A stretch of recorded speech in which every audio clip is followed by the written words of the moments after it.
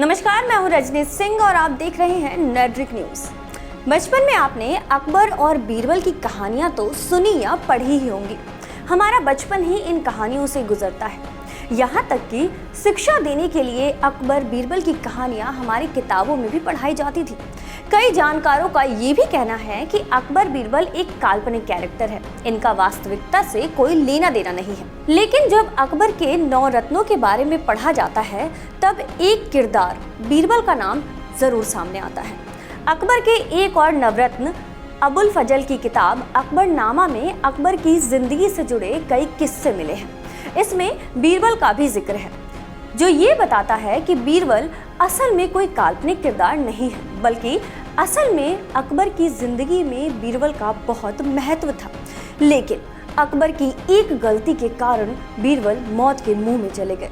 क्या थी वो गलती जिसके बाद अकबर के पास सिवाय पछताने के कुछ नहीं बचा था? बीरबल का जन्म उत्तर प्रदेश के कालपी नामक जगह पर साल 1528 में हुआ था। बीरबल का असली नाम महेश दास था। बीरबल की उपाधि उन्हें उनकी बहादुरी और चालाकी के कारण अकबर ने ही दी थी। अकबर बीरबल को केवल अपने दरबार का एक सेवक बनाकर नहीं रखना चाहते थे।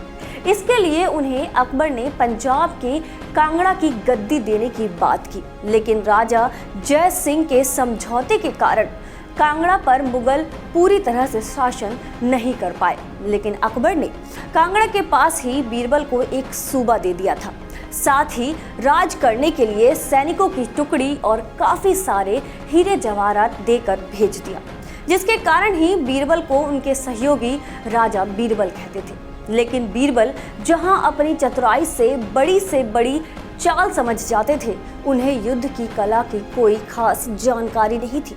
लेकिन अकबर की एक भूल ने अकबर से उनका सबसे करीबी मित्र छीन लिया। साल 1586 चल रहा था। अफगानिस्तान के कुछ इलाकों में तब भी मुगलों का शासन था। वहां बाजार में अफगान के कुछ ताकतवर लोगों ने वहां जबरन लोगों को लूटना शुरू कर दिया था। अकबर के कानों में भी ये बात पड़ी, जिसके बाद अकबर ने अपने सिपह सलार जैन खान कोका को सेना के साथ भेजा। लेकिन वो अफगान की यूसुफ जई कबीले की सेना का सामना न कर सका और हारने लगा। हार करीब देखकर उसने अकबर को चिट्ठी लिखी कि कुछ और सेना की जरूरत है। सामने थे अबुल फैजल और बीरबल। अबुल फैजल ने आगे बढ़कर कहा कि वो जाना चाहते हैं, लेकिन अकबर ने बीरबल को 8000 सेना के साथ अफगानिस्तान भेज दिया।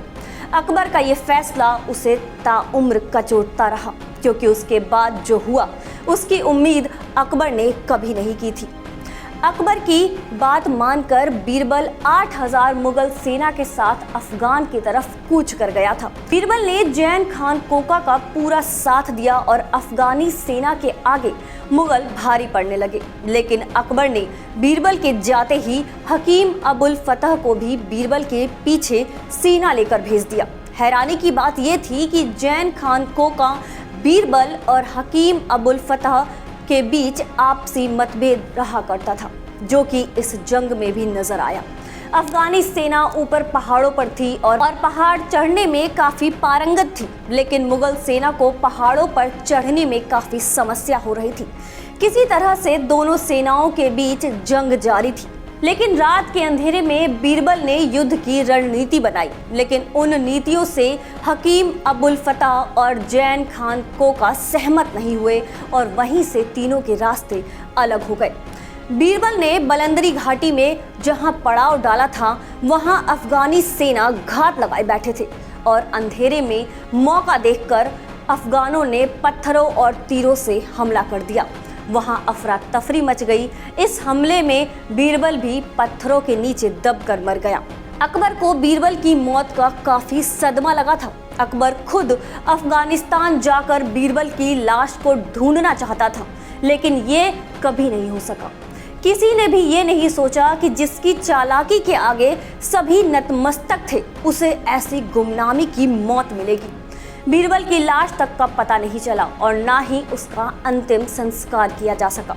अकबर के एक फैसले के कारण अकबर के दरबार से बीरबल जैसे नवरत्न को दूर होना पड़ा।